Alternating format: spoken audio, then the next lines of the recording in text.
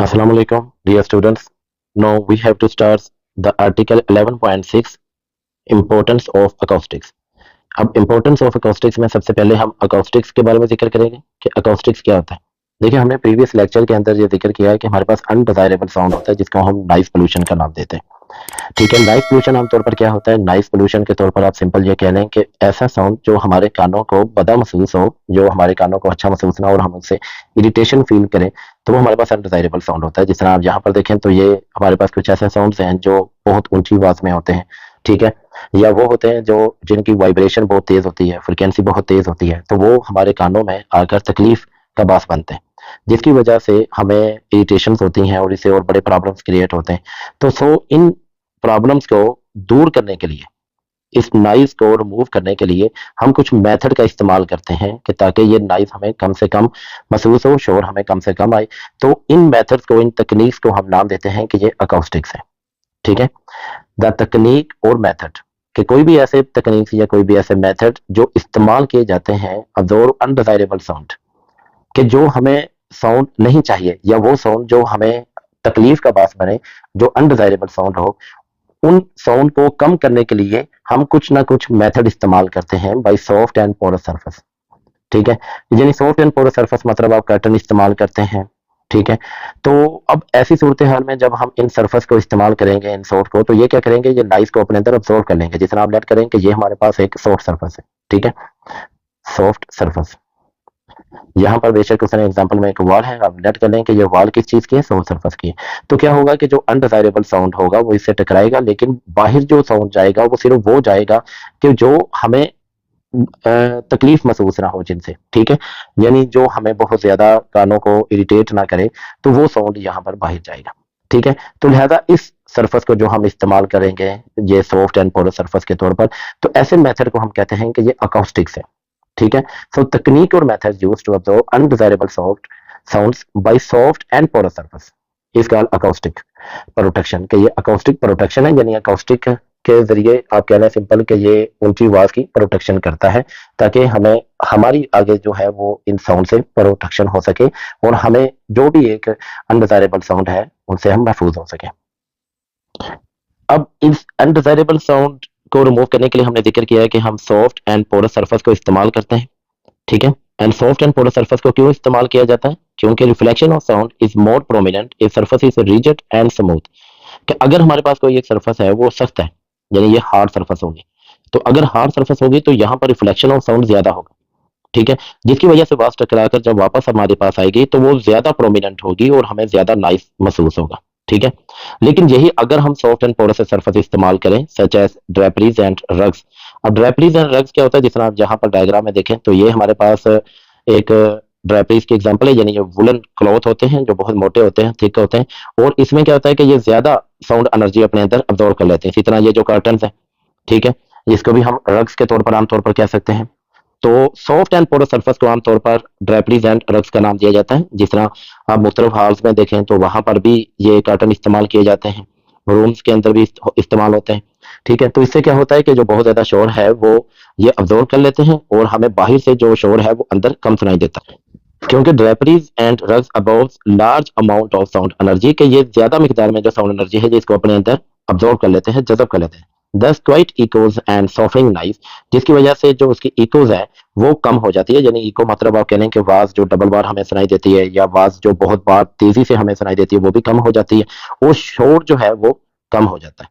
दस by using the material in noisy places we can reduce the level of noise pollution. So हम जहां पर कोई बहुत ज्यादा शोर वाली जगह होगी वहां पर हम इन ड्राइव्स को इस्तेमाल करेंगे। ठीक है, ड्रेपरीज एंड रग्स को इस्तेमाल करेंगे, जिसकी वजह से नॉइज पोल्यूशन जो है वो क्या हो जाएगी, कम हो जाएगी। लेकिन ये जो ड्रेपरीज एंड रग्स हैं ये हर जगह इस्तेमाल नहीं होती। क्यों हर जगह इस्तेमाल नहीं होती? देखें यहाँ पर उसने आगे मेंशन किया है कि सरफेस ऑफ क्लास रूम्स और public hall are too absorbent. अगर हम पब्लिक हॉल के अंदर, यानी बहुत बड़े अगर पब्लिक हॉल है उसके अंदर भी ये इस्तेमाल करेंगे तो फिर वो इतना ज्यादा साउंड अपने अंदर ये अब्जॉर्ब कर लेंगे कि साउंड लेवल जो है लो हो जाएगा और आवाज ऑडियंस तक सही तरह से सुनाई नहीं देगी। लेकिन अगर हम ये कर्टन्स को इस्तेमाल नहीं करते, ठीक है, ड्रेपरीज एंड रग्स को इस्तेमाल नहीं करते, तो फिर क्या है, यहाँ पर देखिए उसने मेंशन किया the reflect from the wall ceiling and floor of the room the reflecting surface is too reflective and the sound becomes garbled. अब यहाँ पर है कि सिंपल के अगर हम कर्टन को इस जितना ये हमारे पास एक हॉल है, पब्लिक हॉल कह लें, कॉन्फ्रेंस हॉल कह लें आप इसको, ठीक है, या आमतौर पर ऑडिटोरियम कह लें, तो इस हॉल के अंदर अगर हम जब बोलेंगे तो ये यहाँ पर आप देखें तो आवाज डिफरेंट जाकर तो मुख्तलिफ सिमतों में जाती जाएगी और वहां से रिफ्लेक्ट होकर जब वापस आएगी तो आवाज एक दूसरे से टकराती जाएगी और ऑडियंस को ये आवाज डबल ट्रिपल होकर सुनाई देगी, जिसको हम कहते हैं कि ये आवाज जो है वो गार्ड होती जा रही है और इस प्रोसेस को हम कहेंगे कि ये रिवर्बिरेशन। ठीक है। अब जब रिवर्बिरेशन होगा, रिवर्बिरेशन क्या होता है? रिवर्बिरेशन आप कह लें कि reflecting of sounds in different direction that the noise create and the sound doesn't exist in the same echoes and same pitch and the sound may cause the error in listening। ठीक है, कि हम कोई भी आवाज जो सुनते हैं तो उसमें फिर एरर आती जाएगी और हमें आवाज सही तरह से सुनाई नहीं देगी। ठीक है, जब आवाज सही तरह से सुनाई नहीं देगी तो फिर जाहिर बात है प्रॉब्लम क्रिएट होगा कि जो पब्लिक हॉल के अंदर जो भी हम कन्वे कर रहे हैं वो ऑडियंस तक सही प्रॉपर तरीके से नहीं पहुंच रहा। एंड जब वो ऑडियंस तक सही तरीके से नहीं पहुंचेगा तो फिर आवाज मुख्तलिफ होकर हमें सुनाई देगी, मुख्तलिफ डायरेक्शन से आती हुई महसूस होगी, यानी एक पॉइंट से आती हुई महसूस नहीं होगी और इस प्रोसेस को हम कहते हैं रिवर्बिरेशन, कि ये रिवर्बिरेशन। ठीक है, अब यहां पर देखिए उसने कहा this is due to the multiple reflections called reverberation, के जो मल्टीपल रिफ्लेक्शंस होते हैं, जिस तरह ये मुख्तलिफ रिफ्लेक्शंस हो रहे हैं, ठीक है, वो इसको हम रिवर्बिरेशन कहते हैं। And in the design of lecture hall and auditoriums, theatre halls, balance must be achieved between reverberation and absorption. अब इसके मुताबिक है कि हमने ये जो रिवर्बिरेशन हमारे पास हो रही है, इस रिवर्बिरेशन को हमने कम करना है और हमने एक बैलेंस क्रिएट करना है। बैलेंस किस तरह क्रिएट करना है कि जो रिवर्बिरेशन है वो और अब्जॉर्प्शन, ये अब ये रिवर्बिरेशन और अब्जॉर्प्शन एक दूसरे के बराबर हो, यानी जितना रिवर्बिरेशन क्रिएट हो रही है तो अनडिजायरेबल जो साउंड होगा या आप कह लें कि डिफरेंट रिफ्लेक्शन वाला जो साउंड होगा ये ऑब्जर्व करता जाए और ऑडियंस तक एक सही बात पहुंचे, और ये हमारे पास है रिमूवल ऑफ रिवर्बिरेशन। अब यहां पर देखें तो आवाज डिफरेंट डायरेक्शन से, ये एक कर्व सरफेस है, ठीक है। अब कर्व सरफेस में क्या होगा कि आवाज आ तो रही है डिफरेंट डायरेक्शन से होती हुई, लेकिन जब इससे रिफ्लेक्ट होकर वापस जाएगी तो एक ही डायरेक्शन में जाएगी और आप लेट कर लें कि ये ऑडियंस बैठी हुई है और अगर ये ऑडियंस है तो यहां तक इसका जो साउंड आएगा वो बिल्कुल क्लियर आवाज में आएगा। ठीक है, यहां पर हमारे पास डायग्राम है भी इसी तरह ही है, ठीक है, कि ये एक कर्व सरफेस है। इसलिए जो लेक्चर हॉल होते हैं, आप अगर इन लेक्चर हॉल में देखें तो इसके जो बैक साइड होगी, ठीक है, जिस तरह ये हमारे पास है तो ये कर्व्स फॉर्म में होता है। इसी तरह इसकी जो सीलिंग होती है ऊपर की तरफ वो भी कर्व्ड होती है। ये क्यों कर्व्ड उन्होंने की होती है? ताकि जो साउंड क्रिएट होगा तो वो डिफरेंट जब डायरेक्शन में होगा तो वापस जब आएगा यहाँ से तो वो सेम एक ही हमारे पास डायरेक्शन में आएगा, जिसकी वजह से यानी जिस तरह ये है तो यहाँ पर ये एक ही लेवल के मुताबिक यहाँ पर उसको सुनाई देता जाएगा। सो होपफुली आपको रिवर्बिरेशन का समझ आ गया। ठीक है, मैंने शॉर्ट आपको समझाने की कोशिश की है क्योंकि ये बहुत कोई इतना आर्टिकल इतना कॉम्प्लिकेटेड नहीं है कि मैं इसके ऊपर बहुत ज्यादा आपका टाइम कंज्यूम करूं। सो रिवर्बिरेशन हमारे पास क्या है? रिवर्बिरेशन हमारे पास होता है मल्टीपल रिफ्लेक्शन ऑफ साउंड। ठीक है, कि जो मल्टीपल रिफ्लेक्शन ऑफ साउंड जो है वो रिवर्बिरेशन कहलाता है। जिस तरह ये एक मैंने आपको यहाँ पर डायग्राम के मुताबिक आपको बात क्लियर की कि ये एक हमारे पास साउंड क्रिएटर है जहां से साउंड जो है वो आगे क्रिएट हो रहा है और ये ऑडियंस है। ठीक है, और यहां से आप देखें तो जो साउंड है वो डिफरेंट डायरेक्शन में जाकर तो मुख्तलिफ सिमतों में मुख्तलिफ डायरेक्शन के अंदर मुख्तलिफ रिफ्लेक्शन के मुताबिक आवाज जो है वो रिफ्लेक्ट हो रही है, तो लिहाजा जिसकी वजह से ऑडियंस तक आवाज प्रॉपर नहीं पहुंच रही। ठीक है, तो जो मल्टीपल साउंड जो रिफ्लेक्शन होता है या मुख्तलिफ डायरेक्शंस के मुताबिक साउंड रिफ्लेक्ट होकर जो वापस आ रहा होता है उसको हम क्या कहते हैं? रिवर्बिरेशन कहते हैं। सो इस रिवर्बिरेशन को हम जो रिमूव करते हैं तो रिमूव करने के लिए इन the design of lecture hall, auditorium, theatre hall a balance must be achieve.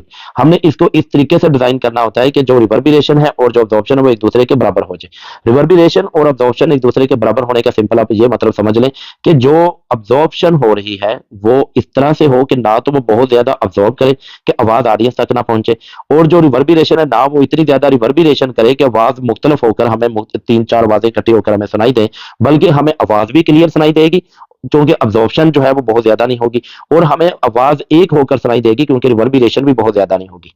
ठीक है, and in the often the advantages to the place reflective surface behind the stage to direct sound to the audience.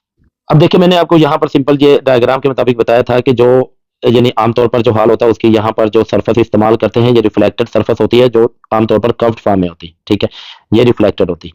अब इसमें क्या होता है कि sound जहां से जब टकराकर वापस की तरफ आता है तो वो इस फॉर्म में आता है जिस तरह ये एक मैंने आपको यहाँ पर एक डायग्राम है। अब लेट कर लें कि ये हमारे पास जो बैक साइड है वो थिएटर हॉल की बैक साइड है। ठीक है, अब यहां से जब साउंड प्रोड्यूस होगा तो ये डिफरेंट डायरेक्शन से होता हुआ सेम एक ही डायरेक्शन के मुताबिक वापस जाएगा।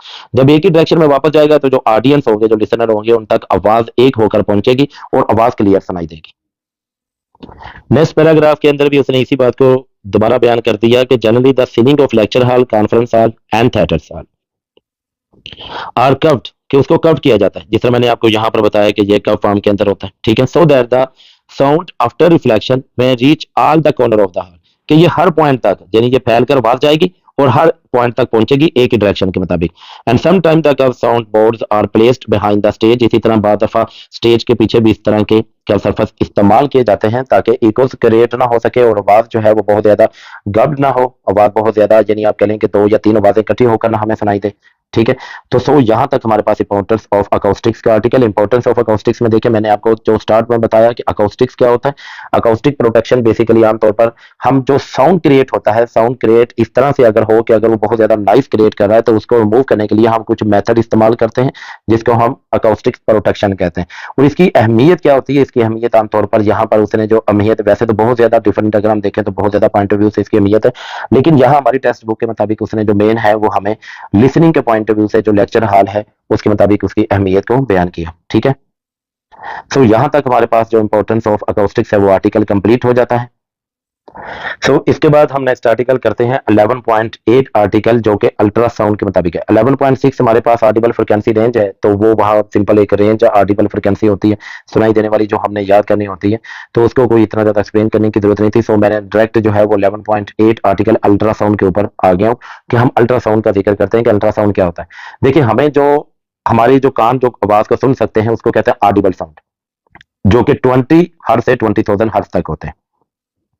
लेकिन ऐसे साउंड जिनकी फ्रिक्वेंसी 20,000 हर्ट्ज से ज्यादा हो, हायर देन 20,000 हर्ट्ज, जो कि inaudible to the normal human ear, कि आमतौर पर जो इंसान का जो कान है वो उसको नहीं सुन सकता है, तो उसको हम कहते हैं कि ऐसे जो फ्रिक्वेंसी के जो साउंड होते हैं उसको अल्ट्रासाउंड या अल्ट्रासोनिक्स का नाम दिया जाता है, ठीक है। सो हम डिफाइन में अल्ट्रासाउंड को सिंपल कह सकते हैं, the sound of frequency higher than 20,000 hertz which are inaudible to normal human ear, कि ऐसी आवाजें या ऐसी साउंड जो क्रिएट हो रहा है जिसकी फ्रिक्वेंसी 20,000 हर्ट्ज से ज्यादा होगी, जो इंसानी कान जिसको नहीं सुन सकते, तो इस साउंड वेव को, इस साउंड को हम कहेंगे कि ये अल्ट्रासाउंड वेव्स है या अल्ट्रासोनिक्स है, ठीक है। जिस तरह ये एक डायग्राम में आप देखें कि ये हमारे पास डायग्राम है, ये उसने सिंपल एक अल्ट्रासाउंड वेव्स को उसने रिप्रेजेंट किया कि इसकी फ्रिक्वेंसी बहुत ज्यादा होती है। जिस तरह यहाँ पर देखें, यहाँ तो ये इसकी फ्रिक्वेंसी जो है वो 20,000 हर्ट्ज से ज्यादा होती है, ठीक है। अगर ये 20,000 हर्ट्ज से ग्रेटर हो तो सो हम कह सकते हैं कि ये हमारे पास अल्ट्रासाउंड वेव्स है, ठीक है। एंड यूजर्स ऑफ अल्ट्रासाउंड में सिंपल अगर हम इसके यूजर्स की बात करें तो यूजर्स में ultrasonic waves carries more energy and higher frequency, क्योंकि अल्ट्रासोनिक वेव्स कौन सी होती हैं? अल्ट्रासोनिक वेव्स वो होती हैं जो 20,000 हर्ट्ज से ज्यादा हो। अगर वो 20,000 हर्ट्ज से ज्यादा हो तो जाहिर बात है उनकी फ्रिक्वेंसी बहुत ज्यादा होगी। अगर ये फ्रिक्वेंसी बहुत ज्यादा है तो उनके अंदर जो एनर्जी होगी वो भी बहुत ज्यादा होगी, क्योंकि एनर्जी और फ्रिक्वेंसी एक दूसरे के डायरेक्टली प्रोपोर्शनल होते हैं। तो जितनी ज्यादा फ्रिक्वेंसी होगी उतनी ज्यादा एनर्जी होगी। तो अगर इनकी फ्रिक्वेंसी बहुत ज्यादा है तो इसकी एनर्जी भी बहुत ज्यादा होगी। एंड अगर इसकी फ्रिक्वेंसी ज्यादा, देखिए आमतौर पर ये एक वेव है, ठीक है, ये उसकी फ्रिक्वेंसी रेंज है जो जा रही है। अब इसी तरह एक ये वेव है, ठीक है, अब ये उसकी फ्रिक्वेंसी है। अब यहां पर देखें तो ये जो फ्रिक्वेंसी है इसकी जो वेवलेंथ होगी लैम्बडा वो ज्यादा होगी, ठीक है, वो लार्ज होगी। लेकिन इसकी जो वेवलेंथ है लैम्बडा वो क्या होगी? स्मॉल होगी। अगर इसकी वेवलेंथ स्मॉल है तो इसका मतलब ये वेव्स जो है वो स्मॉल है। ये वेव्स इतनी स्मॉल होती हैं कि ये छोटे छोटे पॉइंट्स में भी गुजर जाती हैं। अगर ये छोटे पॉइंट में गुजर जाती हैं तो so it is very useful to detect very small object. जिस तरह ये हमारे पास किसी बिल के अंदर घुसा हुआ कोई चूहा भी क्यों ना हो, तो अगर हम अल्ट्रासोनिक वेव्स के जरिए इसको डिटेक्ट करना चाहें तो हम डिटेक्ट कर सकते हैं, क्योंकि अल्ट्रासोनिक वेव्स की जो वेवलेंथ है वो कम होती है। वेवलेंथ क्यों कम होती है? क्योंकि इनकी फ्रिक्वेंसी ज्यादा होती है, और वेवलेंथ कम होने की वजह से ये मुख्तलिफ पॉइंट से गुजर जाती है, जिस वजह से हम मुख्तलिफ होल के अंदर, इसी तरह इंसानी बॉडी के डिफरेंट ऑर्गन के अंदर भी हम जो डिटेक्ट करते हैं कि इसके कहाँ पर कोई एलिमेंट है, कोई बीमारी है, या हड्डियों के अंदर जो कोई भी प्रॉब्लम हो, या दिल के अंदर, तो वहां पर भी जो वेव्स गुजारी जाती हैं वो अल्ट्रासोनिक वेव्स होती हैं, क्योंकि ये बहुत स्मॉल वेव्स होती हैं जिसकी वजह से हम अंदर के हिस्से को क्लियरली ऑब्जर्व कर सकते हैं। इसी तरह नेक्स्ट यूजेस में ultrasonic waves are utilized in medical and technical field. बहुत सी मेडिकल और टेक्निकल फील्ड है जिसमें अल्ट्रासोनिक वेव्स या अल्ट्रासाउंड को हम इस्तेमाल करते हैं। फॉर एग्जाम्पल अगर हम मेडिकल फील्ड का जिक्र करें तो मेडिकल फील्ड के अंदर ultrasonic waves are used to diagnose and treat different elements. Elements आमतौर पर बीमारियों को कहते हैं कि मुख्तलिफ तरह की बीमारियों की शिनाख्त करने के लिए भी अल्ट्रासोनिक वेव्स को इस्तेमाल किया जाता है। फॉर डायग्नोज और डिफरेंट डिसीज या डिफरेंट बीमारियों को डायग्नोज करने के लिए कि इसमें कौन सी कोई बीमारी पैदा हो चुकी है या होने वाली है। इसी तरह ultrasonic waves are made to enter the human body through transmitter. इसी तरह ट्रांसमीटर के जरिए हम यानी डिफरेंट तरह के, वो आप कह लें कि एक इंस्ट्रूमेंट्स होते हैं, उनके जरिए हम अल्ट्रासोनिक वेव्स को ह्यूमन बॉडी के अंदर दाखिल कर देते हैं। This body reflected differently by different organs, tissues और ट्यूमर्स। ठीक है, अब यहाँ पर देखें कि जब अल्ट्रासोनिक वेव्स हम बॉडी के अंदर गुजारते हैं, जिस तरह ये मैंने एक हैंड का रिफ्लेक्शन यहाँ पर जाहिर किया, ठीक है, इसी तरह यहाँ पर आप देखें ये हैंड का, लेग का रिफ्लेक्शन हो गया, ये हमारे पास कुछ ग्लैंड्स हो गए या ट्यूमर वगैरह की सूरत होगी। तो बॉडी के अंदर जो डिफरेंट तरह के जो एलिमेंट्स होंगे, जो बॉडी के अंदर डिफरेंट तरह की जो बीमारी क्रिएट हो चुकी होगी, वो भी हम अल्ट्रासोनिक वेव्स के जरिए इनको डायग्नोज कर सकते हैं। इसी तरह यहाँ पर आप देखें तो अगर हाथ में कोई फ्रैक्चर आ चुका है, जिस्म के किसी भी हिस्से में कोई फ्रैक्चर आ चुका है, तो इन फ्रैक्चर को देखने के लिए भी हम अल्ट्रासोनिक वेव्स का इस्तेमाल करते हैं। उन्हें अल्ट्रासोनिक वेव्स के जरिए फिर हमें रिफ्लेक्शन हासिल होती है, जिसकी वजह से हमें पता चल जाता है कि कहां पर कोई फ्रैक्चर आया हुआ है।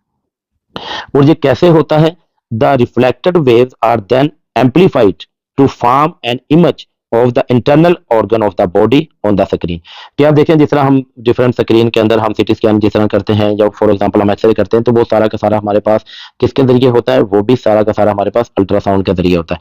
तो इसमें क्या होता है कि स्क्रीन के ऊपर फिर हमें एक इमेज हासिल हो जाता है, और इस इमेज की मदद से हम देख पाते हैं कि हमारी बॉडी में क्या प्रॉब्लम है।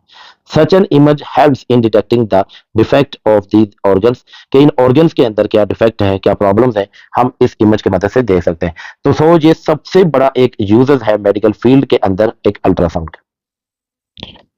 इसी तरह नेक्स्ट इसके है कि powerful ultrasound is now being used to remove the blood clots form in the arteries. अब ब्लड क्लॉट्स क्या होते हैं? ब्लड क्लॉट्स आमतौर पर आप कह लें कि जहां पर खून जम जाता है, मुंजमद हो जाता है, ठीक है, दिल की रगों के अंदर या मुख्तलिफ वेसल्स के अंदर जो खून जम जाता है, उसके क्लॉट्स बन जाते हैं। जिस तरह हम यहाँ पर ये डायग्राम में देखें तो ये डिफरेंट क्लॉट बन जाते हैं, ठीक है, ये डिफरेंट क्लॉट बन जाते हैं। यहाँ पर भी देखें तो ये हमारे पास डिफरेंट क्लॉट बन जाते हैं। अब इन क्लॉट को रिमूव करने के लिए, हम क्या करते हैं? अल्ट्रासोनिक वेव्स का इस्तेमाल करते हैं, पावरफुल। वो क्या करते हैं कि वो अल्ट्रासोनिक वेव जब गुजरती हैं तो इन क्लॉट्स को खत्म कर देती हैं। जिस तरह ये यहाँ पर क्लॉट्स बने हुए, तो ये उनको डिसॉल्व करना शुरू कर देती हैं, आस्ता आस्ता खून का एक हिस्सा बनाना शुरू कर देती हैं और इनको खत्म कर देती हैं, जिसकी वजह से जो ब्लड क्लॉटिंग है वो खत्म हो जाती है, और हमें एक तरह से आप कह लें कि सिंपल जो हार्ट अटैक होने का जो खदशा होता है वो काफी हद तक कम हो जाता है। इसी तरह हमारे गले में थायराइड ग्लैंड बन जाते हैं, ठीक है। थायराइड ग्लैंड क्या होते हैं कि ये दूध भर जाते हैं गले में। अब थायराइड ग्लैंड जब पैदा हो जाते हैं तो इन थायराइड ग्लैंड को डायग्नोज करने के लिए भी हम अल्ट्रासाउंड का इस्तेमाल करते हैं। जिस तरह ये आप देखें कि ये एक ट्रांसमीटर है, और इस ट्रांसमीटर के जरिए जहां पर गले के जरिए इसका सेम इसी तरह का रिफ्लेक्शन हमारे पास स्क्रीन पर हासिल हो जाता है, ठीक है। So ultrasound can also be used to get the picture of thyroid gland for diagnostic purpose, कि हमने देखना है कि ये किस तरह का थायराइड ग्लैंड पैदा हुआ है, इसका साइज कितना है, उसके रीजंस क्या है, और हम इसको उसी मुताबिक फिर आगे ट्रीट करते हैं। सो अल्ट्रासोनिक के जरिए हम थायराइड ग्लैंड को भी रिजॉल्व कर सकते हैं। सो अब नेक्स्ट यूजर्स के अंदर हम जिक्र करेंगे सोनर का, कि बेसिकली हमारे पास सोनर क्या चीज है, ठीक है, सोनर। अब सोनर क्या चीज होती है? Ultrasound is use to locate under water depth और is use for locating object lying deep on the floor. बाद दफा ये होता है कि हम ऊपर यानी कोई भी शिप है वो ऊपर यानी सरफेस के ऊपर है, तो हमने देखना है कि इसकी एक तो डेप्थ कितनी है, ठीक है, या बाद दफा कोई आप दोस्त वगैरह यानी सरफेस के अंदर यानी आप कह लें कि सी के अंदर यानी मूव कर रही है, तो हमने ये देखना है कि आगे कोई हैवी ऑब्जेक्ट तो मौजूद नहीं है, ठीक है। अब यहाँ पर कोई इसकी डेप्थ मालूम करने के लिए कि आया कि हम जितनी बुलंदी पर हैं उससे जो सरफेस है, जो सरफेस आप इसको सी बेड भी कह सकते हैं, ठीक है, कि समुद्र के नीचे जो सरफेस है, हमने देखना है कि इसकी डेप्थ कितनी है। तो हम क्या करते हैं? तो हम इन अल्ट्रासाउंड वेव्स का इस्तेमाल करते हैं। अब इन अल्ट्रासाउंड वेव्स के लिए क्या होता है कि ये अल्ट्रासाउंड वेव्स की फ्रिक्वेंसी बहुत तेज होती है, ये जाकर रिफ्लेक्ट होकर वापस आती है, और जितनी ये टाइम में जाती है, जिस टाइम में वापस आती है, तो चूंकि हमारे पास एक फार्मूला है S is equal to V T, ठीक है, हमने ये देखना है कि ये कितने टाइम के अंदर वेव जाकर वापस आई, उसके मुताबिक हम टाइम मालूम कर लेंगे, ठीक है, एंड उसकी स्पीड कितनी है, वेलोसिटी, कि इस अल्ट्रासाउंड वेव की स्पीड कितनी। अगर हम इन दोनों को फिर आपस में मल्टीप्लाई कर लें तो हमें टोटल डिस्टेंस यानी उसकी हाइट एच मालूम हो जाएगा, ठीक है। और इस तरीकाकार के मुताबिक ये आगे हमारे पास इस तरह के न्यूमेरिकल भी हैं। सो इस तरीकाकार के मुताबिक हम यहाँ पर डेप्थ ऑफ सी को फाइंड कर लेते हैं, ठीक है। इसी तरह अल्ट्रासाउंड वेव्स को हम मुख्तलिफ ऑब्जेक्ट को भी फाइंड करने के लिए इस्तेमाल करते हैं। जिस तरह यहाँ पर आप डायग्राम है देखें अगर, तो डायग्राम के मुताबिक है सिंपल कि ये अल्ट्रासाउंड वेव्स हैं, ये यहाँ से जाएंगे और इस ऑब्जेक्ट का इमेज बनाकर रिफ्लेक्ट होकर वापस स्क्रीन पर हासिल हो जाएगा, ठीक है, और हमें पता चल जाएगा कि जो नेक्स्ट हमारे पास जो आगे ऑब्जेक्ट है वो किस नौयत का है और वो क्या चीज़ है। ठीक है, तो ये बहुत ज़्यादा हमारे पास आर्मी में या डिफरेंट डिफेंडिंग पर्पज़ के लिए हम इसको अल्ट्रासाउंड वेव्स को इस्तेमाल करते हैं। इसी तरह यहाँ पर सोनर का एक नेक्स्ट भी यूज उसने बयान किया है कि सोनर जो है वो इस्तेमाल किया जाता है क्रैक्स को चेक करने के लिए। ठीक है, जिस तरह हमारे पास जो हैवी है मशीन्स हो गई सच एज टर्बाइंस हो गया, इंजन हो गए, ठीक है, एयरप्लेन्स हो गया, तो उसमें क्या होता है कि बाहर की में अगर कोई भी किसी किस्म का क्रैक है तो बाहर जाकर देखना बहुत ज्यादा रिस्की होता है, खतरनाक होता है, या इसके अलावा आप कहने कि बाहर बास कंडीशन में देखना इम्पॉसिबल होता है। तो हम क्या करते हैं कि अल्ट्रासोनिक वेव्स को यहाँ से गुजारते हैं और जहां पर भी क्रैक होगा उस क्रैक का आगे इमेज जो है वो रिफ्लेक्ट होकर हमें वापस हासिल हो जाएगा। सो जिस मदद से हम जो डिफरेंट जो हैवी मशीन्स होती हैं या हाई स्पीड मशीन्स होती हैं उनके क्रैक्स को मालूम करने के लिए भी अल्ट्रासाउंड का इस्तेमाल करते हैं। एंड इसके लास्ट यूजेस में है कि germs and bacteria in liquid can also be destroyed by using the high intensity ultrasonic waves. कि जो हाई इंटेंसिटी अल्ट्रासोनिक वेव्स हैं, क्योंकि हमने पहले जिक्र किया है कि जो अल्ट्रासोनिक वेव्स होती है उनकी फ्रिक्वेंसी बहुत ज्यादा होती है। अगर फ्रिक्वेंसी ज्यादा है तो उनके अंदर एनर्जी भी उतनी ही ज्यादा होगी। तो सो हायर एनर्जी जो वेव्स होती हैं वो हम इस्तेमाल करते हैं जर्म्स एंड बैक्टीरिया को डिस्ट्रॉय करने के लिए। ठीक है, सो यहाँ तक हमारे पास यूजेस ऑफ अल्ट्रासाउंड का जो आर्टिकल है वो कंप्लीट हो जाता है और इसके साथ ही ये चैप्टर भी हमारे पास कंप्लीट